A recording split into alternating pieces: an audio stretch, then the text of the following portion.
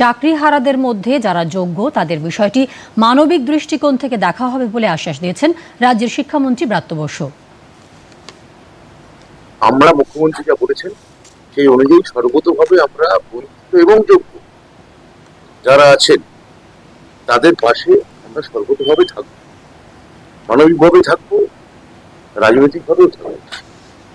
তাহলে যে রায় বলছে যে টেন্টেড এবং আনটেন্টেড, সেটা তো এসএসসি দেওয়া তথ্য পরিসংখ্যান তার ভিত্তিতেই বলা হচ্ছে।